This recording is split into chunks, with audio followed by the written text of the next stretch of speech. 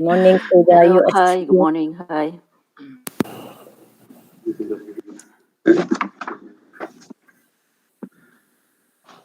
Hello, good morning to you all, or good afternoon in the States.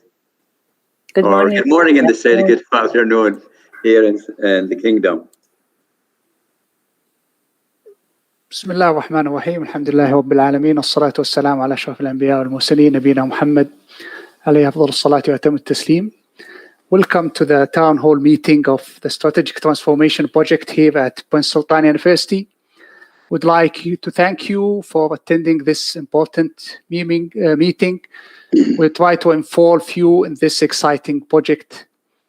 And I will give the floor now to Dr. Ahmed Yamani, PSU President, to kick off this meeting. Dr. Ahmed.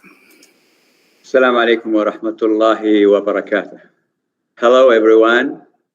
Greetings to you all. We are pleased to welcome PSU faculty and staff, and we truly thank you for taking the time to participate virtually in this important town hall meeting.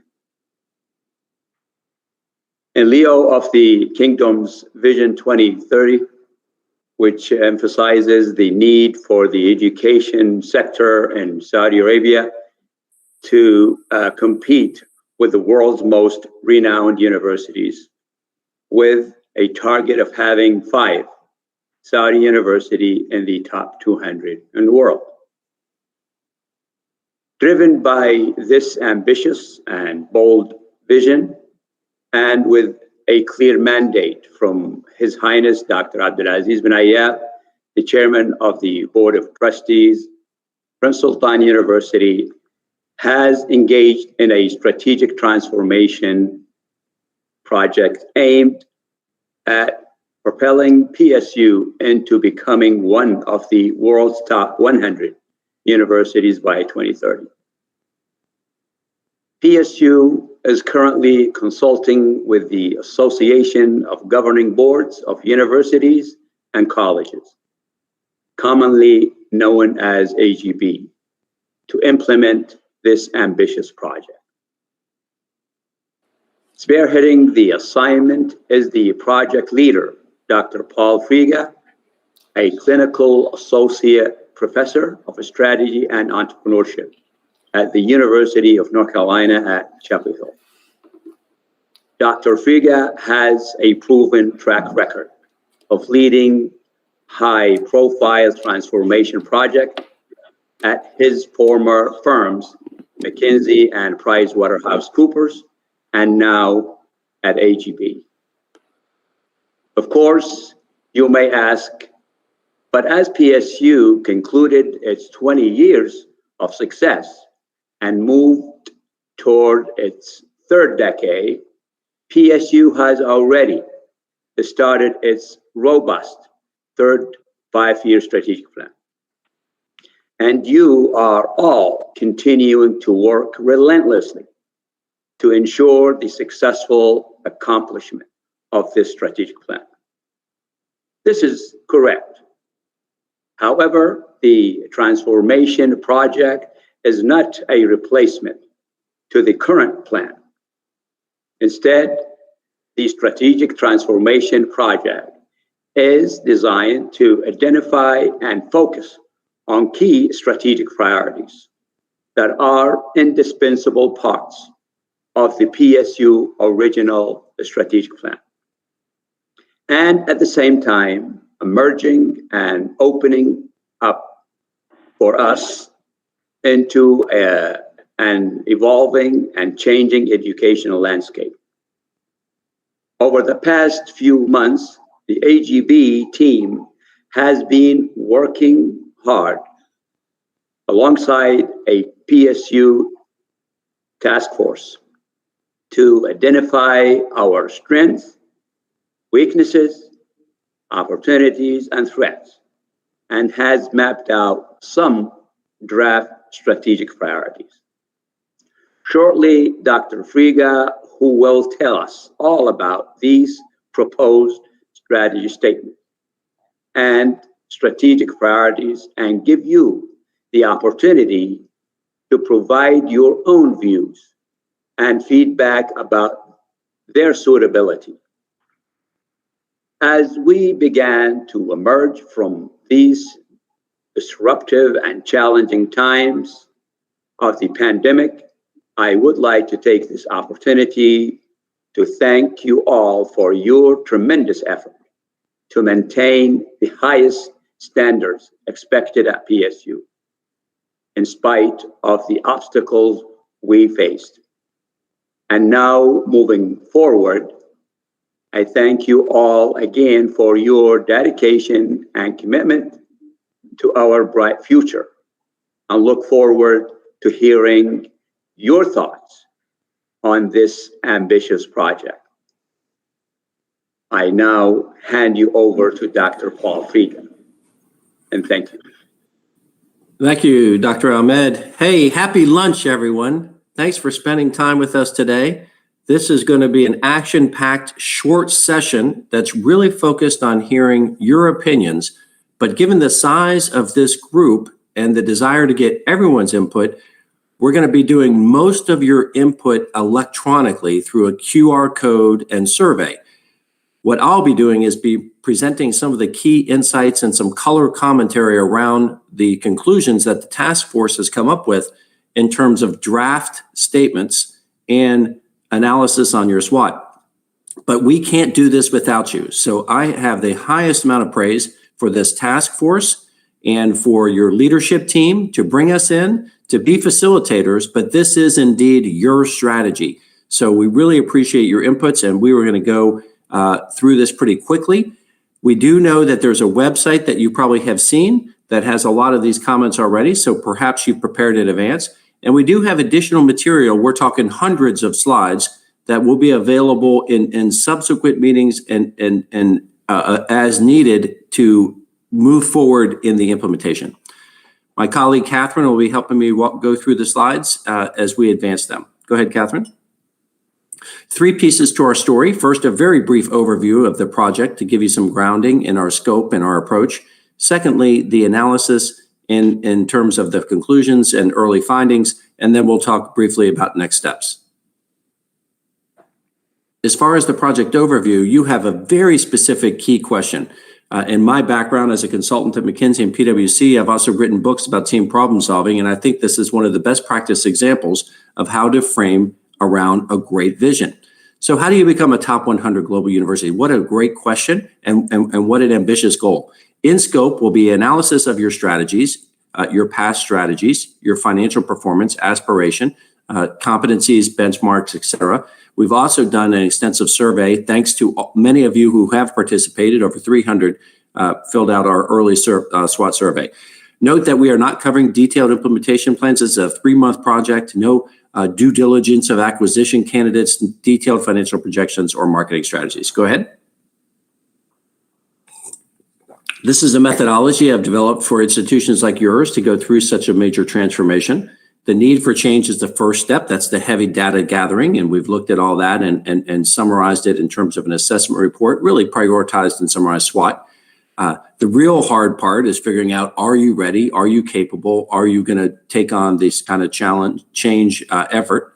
And that's phase 2. And now we're into phase 3. Again, we needing your inputs about, do we have the right priorities?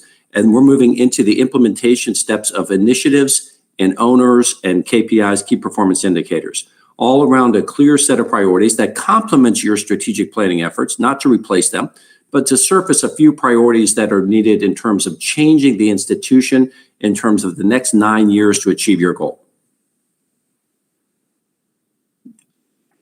Go ahead, Catherine. We will be asking your feedback electronically, as after I go through the material, we'll allow a QR code for you to use your phone or your computer. We'll also put the link in, and we hope that everyone completes the brief survey live during this process. We will keep it open afterwards, should some people want to see this who haven't. I couldn't tell if this was being recorded. Typically, these meetings have been recorded so that they can be shared with subsequent folks later. And we will, the challenge is within 45 minutes, it's going to be difficult to have a lot of back and forths, and this is not intended to be a debate session, but of course we want to hear your feedback both in this meeting and afterwards. let's jump right into some of the conclusions from our research. The great starting point, this was developed back in the 1970s as a management tool for starting such a strategic plan and strategic assessment, is the SWOT analysis. So again, we have more work behind this, but I'm going to just hit a few of the highlights. And of course, you have your own context as to these as well. In the end, I'm going to be asking you to individually respond in the survey to each of these strengths and weaknesses in a quantitative assessment of 1 to 5, strongly disagree to strongly agree, that we have this properly identified. And then also a comment that you can put in at any time for each one.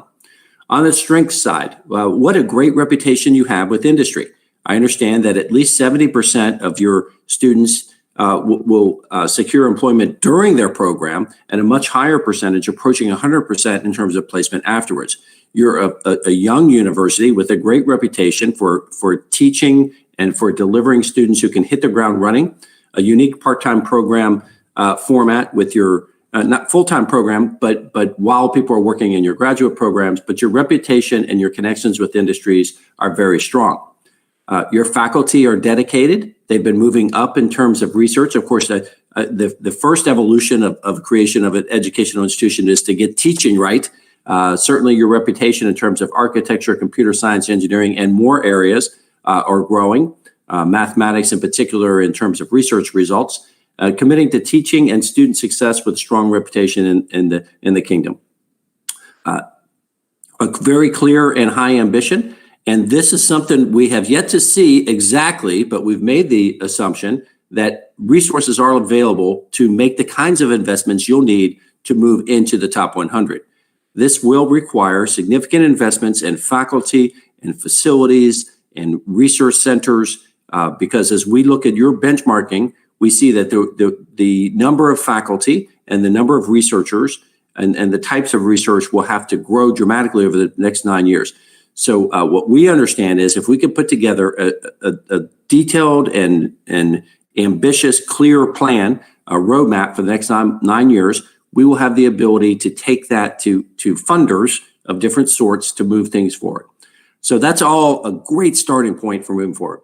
In terms of weaknesses, while evolving in terms of your research support, when we compare you to the top 100, you see that the incentives and the time allowed for research and the budget can be up for in other institutions up to 30% of their total budget. Ours is probably somewhere between 5 and 9% in terms of Prince Sultan University. But again, that's been moving forward. I think that's been a kind of recent push, but that's going to have to really continue to evolve. Another weakness is the low number of active research faculty in terms of pure research faculty, in terms of teaching faculty who also deliver in terms of research. Again, when we benchmark you against the top 100. And this is important. When you think about this SWOT, it's not compared to just those within Saudi Arabia. This is even the region. This is a comparison to the top 100. So keep that in mind when you do your own reaction to our ideas. The other one is that the recent trends is no doubt that there's got to be a major global marketing awareness. A big part of the Times education, which is the top 100 focus of our evaluation, is reputation. Reputation is comprised of both the success and the great things you do, but also awareness by others of what you do, because it's often based on surveys. So we would have to see probably a shift in terms of just pure marketing staff, pure marketing budget, probably facilitated moving forward with a PR or marketing firm. Also, you have some other things, some think tanks, some strategy. And so this is both a combination of internal and external marketing and awareness. When you move to the threats, I'm moving down now to the competition. It's heating up. There are the new mandates allow for private enterprise to enter Saudi Arabia, which is a great opening of your market to encourage entrepreneurship, but that also is going to bring more competition. So, just looking at how MIT has expanded, in the region in terms of new investments. Well, you'll see more U.S. institutions trying to establish flags and brands in your region. Changing demands for higher education from COVID, that has shifted things. This came out through the results of the survey quite a bit. So what is happening in terms of opening of the market, especially due to online players, which will shift the market as well. Saudi government policy, you're in a unique situation where you're private, but you still are subject to the Department of Education and Ministry's rules and regulations, and to a certain extent, a decrease in funding. So you have a challenge where you're often driven by tuition with lower grant support. So we have to find ways to work around that in terms of finding new research streams and new revenue streams. And then finally, there's an international need for diversity, staff and students, multinational representation, mixed gender classes, if you think about a modern university, which is really challenging in terms of the current structure and culture of our university. So there are going to be some, the governance, by the way, you're also an entrepreneurial institution. So think of yourself as going through phases of governance. And this is, I study entrepreneurship, and I know that organizations change as they grow. So the governance must go through changes and phases as well. So there's pressure there in terms of threats. Threats are things that will hurt us if we don't respond. Strengths and weaknesses, of course, are within our control. Threats we can't control, but we have to adjust to them. Now, the most positive part is the opportunities. What could we go after that we haven't connected to yet that will propel us forward? One of the biggest ones is expanding offerings in terms of health sciences. Your reputation in computer science and engineering is a great jumping off point. And in fact, interdisciplinary, like biomedical engineering, where you combine medical and engineering, are great opportunities to be thinking about the future. There are challenges to PhD programs, of course, because of the limited number of students who might go for that, the cost of a PhD program. But most of the top 100 have PhD programs. And in fact, the majority have health sciences. 88% of the top 100 have a medical school. So this is a way to dramatically increase reputation, tuition, and research productivity. These are things that we may or may not connect to, but for now, we're listing it as an opportunity that we'll continue to test with data. Then there's the opportunity to affiliate with hospital and other faculty and universities. Think of it as big time partnerships. And actually, if you do have a medical school and some advanced schools like nursing, et cetera, pharmacy, the best way to do that is through strong affiliations in hospitals or even starting your own. And these are in the US, that's often a way that universities diversify their revenue streams. Like at UNC Chapel Hill, we have a huge UNC healthcare, and that has grown throughout the state and the region, and is probably about 20 to 25% of our revenue as a university. The new online programs are the future. So not thinking of it as the way you had to teach during the pandemic, where you're just kind of taking your material and putting it online. This is careful design of high quality content that is just as good as the full face-to-face education, and becomes just a new way of delivery so that you can offer new programs. We're working with an OPM to identify your market opportunities and do some projections and think about ROIs. But two programs that might be low-hanging fruit would take your MBA and also look at computer science or software engineering. And there'll be more opportunities as well. So I went through that really quickly in the interest of time, but I do want to highlight these in terms of the SWOT. I'm going to circle back to this after I take you through the brief strategy statements, and then we're going to pause and allow you to do your electronic feedback. We will keep the chat function open should someone have a clarification question, but we're going to hold off on debate until we get through it. We will have a bit, I know faculty, I'm a faculty member in our business school at UNC Chapel Hill, so I understand that this is probably killing you to not have the chance to get into it and dive and have more dialogue, but just bear with us in terms of a short format to allow time for you to individually give us your feedback, and then we'll come back for some discussion time. Go ahead. The next step in terms of the transformation plan is to identify some what we call slogans, strategy statements or slogans. Look, you have a really good set, and you've worked hard as a university to develop your mission, your vision, your values, and to a certain extent, your priorities. I think you might call them themes. And this has guided you well to this point. What this represents is, well, if we're going to specifically have this target of top 100, what are the kind of things that we can use as part of that, as a campaign, so to speak? So think of this not as a statement that's supposed to try to cover everything you do, but just the slogans that help motivate you and move you forward. And when it comes to the priorities, that's the jumping off point to say, Dr. Ahmed, what are the big things you're working on for the next 9 years, and especially the next 3 years in terms of detailed implementation plans? And he could say, these are our 3 big categories in terms of change efforts. So again, don't think of it as trying to speak to, oh, what about teaching? And what about, just basic operations? And what about research? These things are going to continue to happen. The things that we talk about are where's the most change? Where do we need to put the most new resources? Where do we need to create some new people working on this? And how are we going to measure that? We will continue to maintain operational activities. Strategy is beyond just plain operations. So this is about strategic change. So with that, a mission statement and slogan is intended to make it easy for you to recall, what are we about? Who are we serving? What's a bit different about us? And this, by the way, should make you proud to be part of this organization. So that's it, to make you proud. And be, for a slogan, you want it to be easy to recall. So in other words, it has to be short.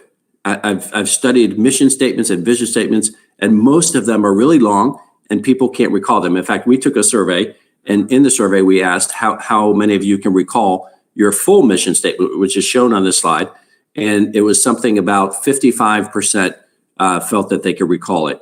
And it might have been even a little lower on the vision statement. So, that's, if you want to be truly successful, you need to have something that everyone can recall. And it's challenging, by the way, that the vast majority of universities and institutions do not have this solved. So this is the one of the challenges I put to the task force. Could we come up with a statement that's easy to recall, that really does capture what you're about and is easy to remember? So here it is: creating leaders to impact society. And by the way, we've also analyzed this against the top 100 to make sure no one else had that exact one, and to make sure that it was better and resonated with your specific environment. Some of you say it's not enough. You're not saying enough. So you can continue to keep your current mission statement. What this is, think of it as slogan: creating leaders to impact society. What do we mean by that? Creating means developing, of course, through education, but we want to emphasize support with proper resources. Because if you say something is important, you have to back it up with money and resources and people. The leaders we're talking about are students, faculty, staff, and alumni. So this includes the students, of course, but also you. How do we support you as a leader? How do we develop you as a leader? How do we make this a workplace of leaders? The impact we're talking about is through learnings and innovation, education, and research. And this is a very applied type of research model. So your modern, your position as a newer university allows you to think about, let's be applied and let's have impact. And then finally, measure, how do we define society? It's of course the Kingdom of Saudi Arabia, but it has to be beyond that, because you're going to be positioning yourself for bigger growth. Shown also on the slide is your current mission statement, which you can see is not contradictory to any of the things that we said above. So that we're going to, again, remember, we're going to come back to this and we're going to say, what do you think in terms of your support quantitatively and qualitatively to this point? Go ahead. So that's the mission. The vision. A vision is intended to be a future state. What do you strive to achieve? Sometimes I say strategy is like going up and down escalator. You may not hit it exactly, but you got something that's making us shoot for it, and we're going for it, and we're clear about it. And it makes people, what I call, excited. Become the most modern global university. That is aspirational, of course. It makes you uncomfortable. That's great. But it makes you excited to be part of this. And you can see a direction. You can see up the down escalator. What do we mean more specifically? Challenging the norms and focus on innovation for the world of today and tomorrow. So really think of yourself as modern. And listen, there are a lot of institutions who would love to not have the baggage of a lot of old programs that aren't relevant anymore, faculty who resist change. So this is a great, unique position for you that you can work to your advantage. And of course, your global is quite clear what we mean by that. And that's a top 100 global university, again, according to the Times. There are other surveys as well that will be corresponding and moving up. And then you see here also your current statement, which again is not inconsistent with the top. Next, we move to values. The values slogan. My training at McKinsey said, if you really want people to recall things, just give them one thing to recall. At the most, 3. So congratulations on having 3 in terms of your current values, which I think did capture some of the spirit of how you want to interact. The purpose of values is to make people feel they belong. And also when you're recruiting, say, look, if you come here, you got to understand this is how we interact, both internally and externally. So the task force, which I really have enjoyed working with, and I really wish we could be doing more in person. We tried to schedule a trip in June. Looks like that's not going to happen. Maybe July. I can't wait to visit your campus. But we will focus on one thing: respect for one another and all that we do. What do we mean by that? Respect and honor human dignity and rights for everyone, including university partners, one another, ethical education and opportunities, all that we do, highest values of integrity in academia, high quality teaching, and excellent opportunities for students. So there's no reason you can't continue your personality of proactive service and upbeat. And again, this is complementary to what you have in place, but it's more of a slogan. So I apologize about the pace at which I'm going through this, but I know that you have as faculty and staff have a high absorptive capacity. And I did make the assumption, maybe you're familiar with this as well. Go ahead.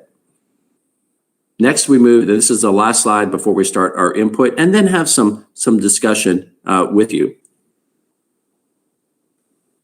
We start to say, okay, how do we get those things done? How do we live out our mission? How do we achieve our vision?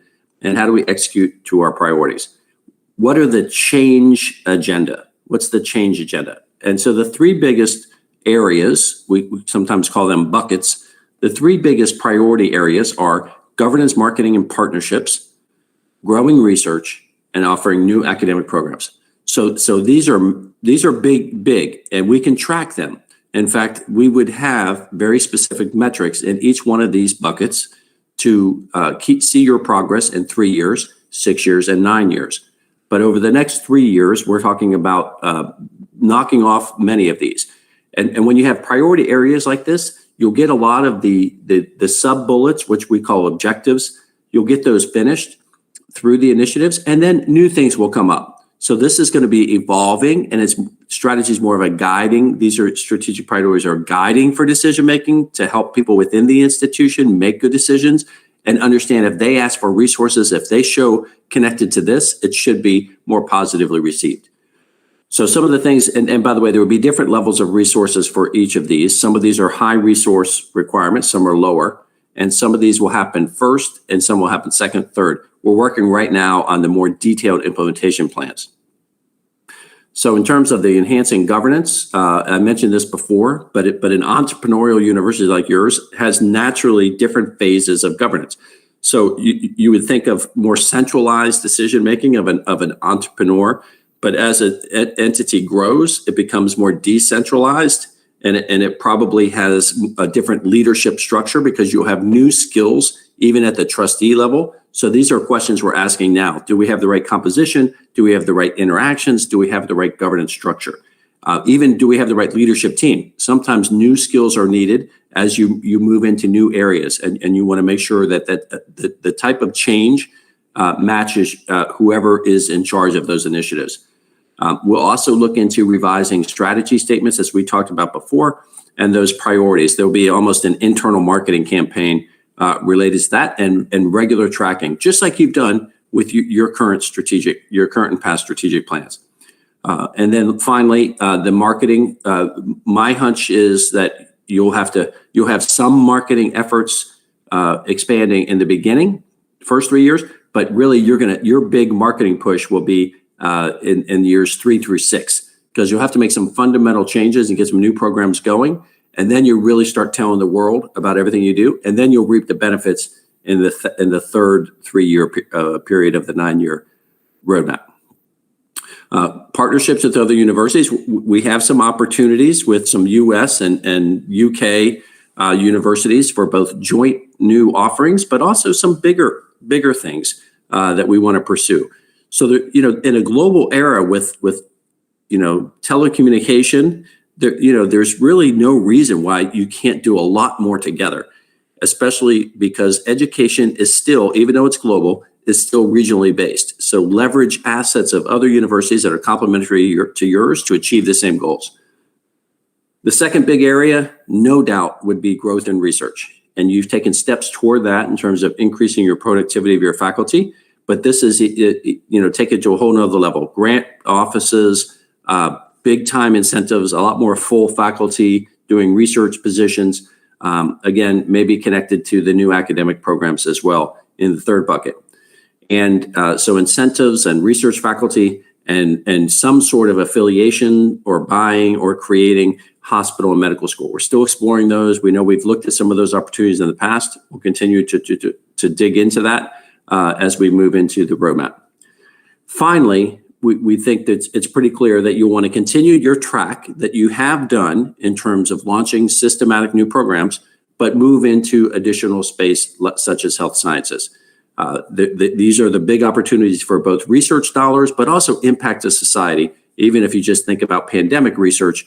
And UNC Chapel Hill is one of the global leaders in vaccine development, as you might know, and that became extremely relevant over the past year. Interdisciplinary, innovative graduate programs with other institutions, and then online programs, as I mentioned before. You also, when you're building some online new programs with a OPM, for example, you'll also want to expand your competencies as a university, a modern university, to be able to develop your own online programs for smaller programs. And you may even get to the point where you could do online hybrid courses as a regular course of education. And you might be able to use this as a way to integrate and change the way you deliver even your current residential programs. Whew. So again, apologies about going so fast. It's 5 a.m. here. Maybe I'm a little fired up after my second cup of coffee, but this is a really exciting situation you're in. And we're just trying to help channel it to get it specific and prioritized. What we want to know now is, are we tracking according to the faculty and staff? So let's move to the next slide. We want you now to take your phones and take a picture of this QR code, or you can use that link. And Catherine, maybe you can put the link into chat, or somebody from the task force can do that. If you're using, because you can use your computer or your phone, and a survey is gonna pop up, and we're gonna take you through. We'll put the SWOT up first, and then we'll move you to the strategy statements. Now they'll be popping up systematically in your survey, but let's make sure everybody's doing this. And we really want you to do this right now. We don't want you to wait until after the meeting. So we want as many people as possible to join. And in fact, I might even go to the survey just to make sure we're getting some people signing in. I think, Catherine, probably the best thing then would be now to go to the SWOT and have that up. Well, just leave this up, I guess. They'll see the SWOT questions. But one other thing on SWOT, it doesn't matter which bucket it's in, is this a strength or a weakness? And do we flip it?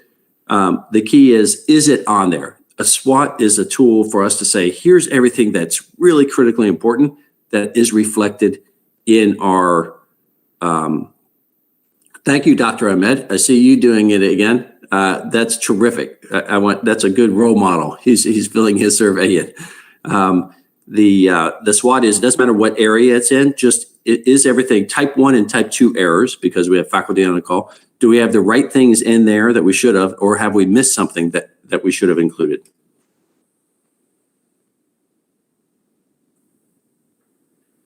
And I'm going to be quiet while you fill this out. Let's see if I can go to the survey itself.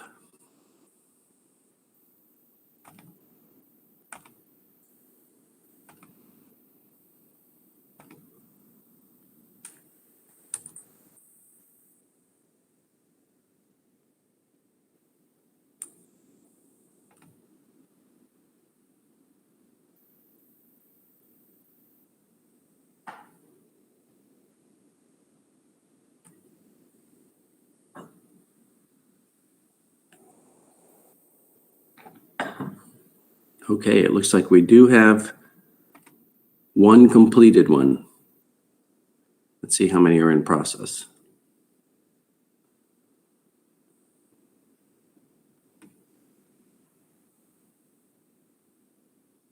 Okay, 77 in progress. Terrific. Wow, I didn't think we had that many people on the call.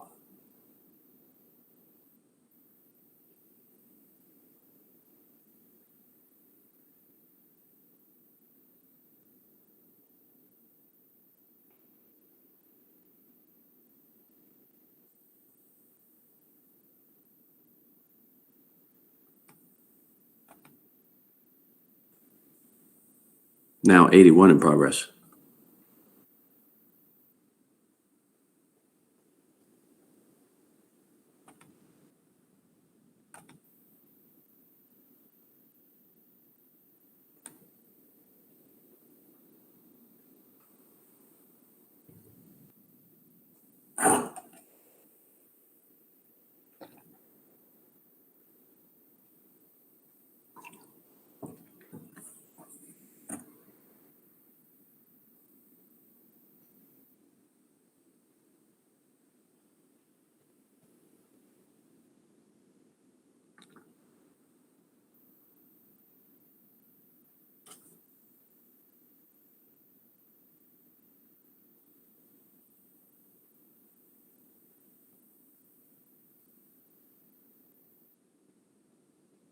I should mention that it's going to be anonymous too. So it's only going to be aggregated.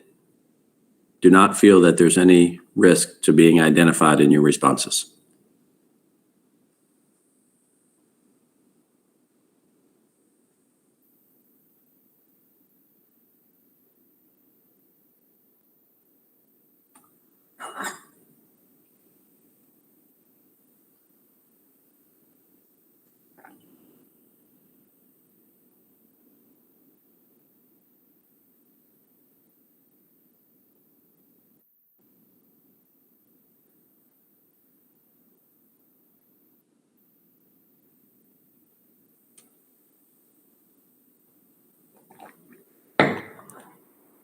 Catherine, you can probably go to the SWOT now, just in case somebody wanted to see that screen.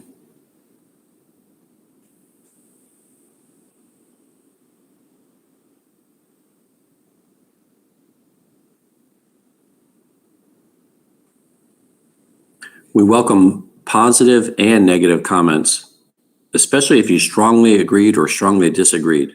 That's when we really want to hear what's driving such a reaction.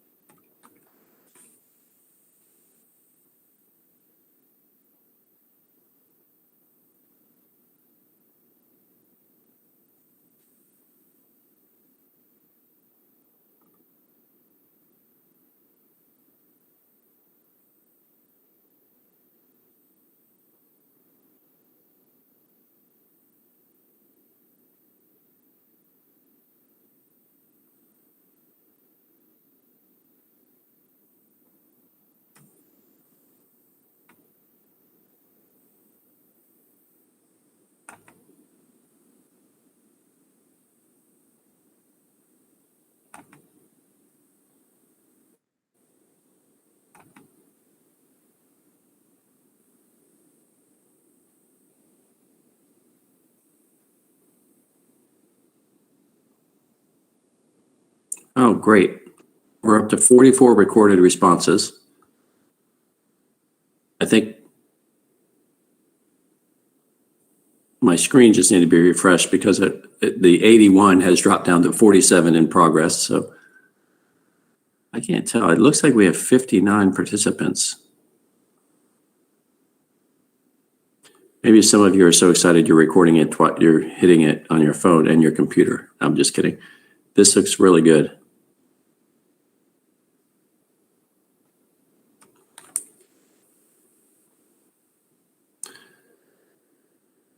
I should also mention that we have a link to the website where there's a place you can send me emails or do anonymous feedback there as well. So we're trying to make this a very inclusive process.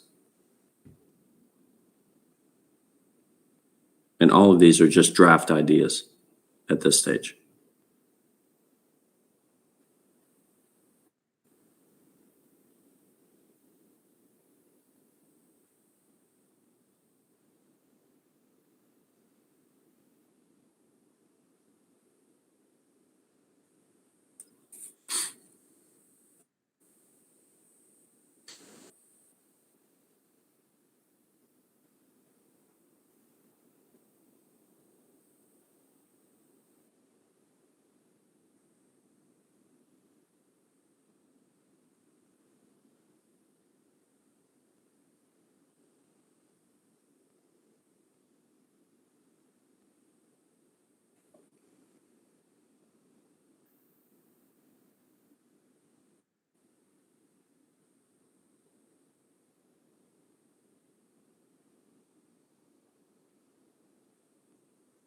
We have about 1 more minute left, and then we'll close the or not close it, but we'll move to the end because I don't want to keep you past the top of the hour.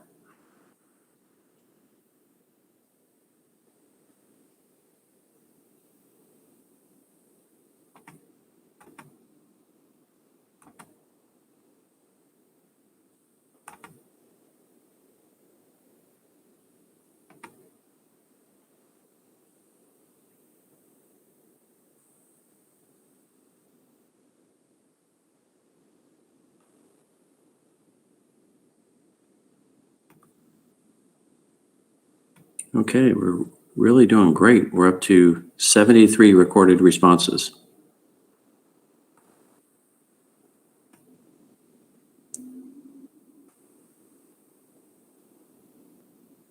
Still have some in progress.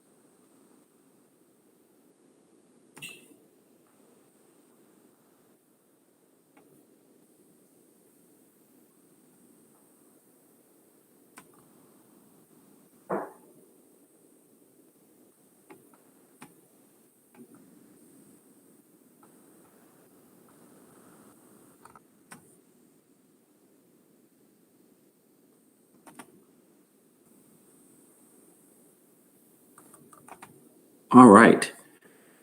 Well, I just took a look at some of the results and it seems very positive. So thank you all for sharing. It looked like there were quite a few agrees and strongly agrees. Of course, as always, there were some disagrees. We'll pay a lot of attention to those to see what the issues were. I didn't see too many strongly disagrees. So, the thing about strategy is it'll never be right for everyone. Some people will have some of their own individual disagreements, and that's normal, and we'll have more debate, and we look forward to hearing from all of you, considering them all in the task force. We're actually meeting at 9:00 this morning, and we have another one of these town halls on Thursday with the student population. So this is a terrific way for us to hear from you. Again, the door is always open if you have additional thoughts or suggestions to move us forward. Dr. Ahmed, that's all I have if you want to have the closing comments.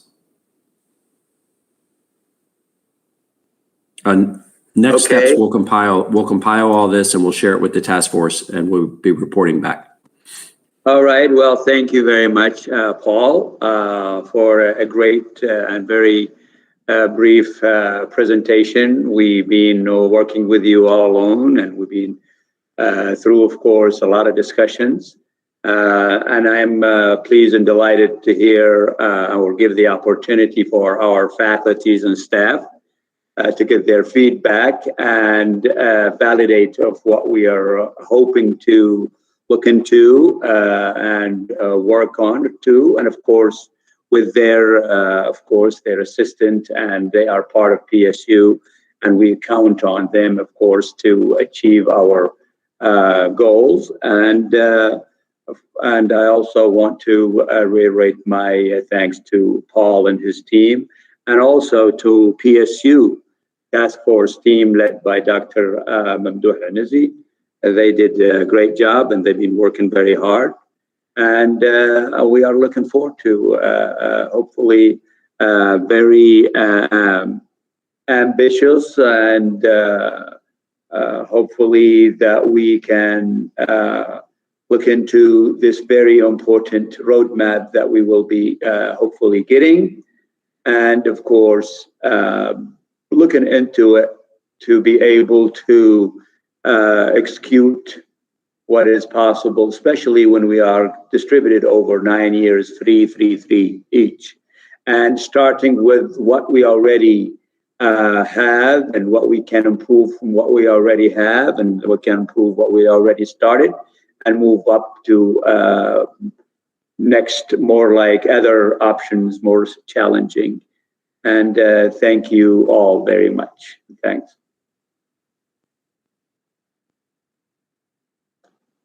Okay. All right, Mamdouh, we're done. Yes. Thank you. Thank you all.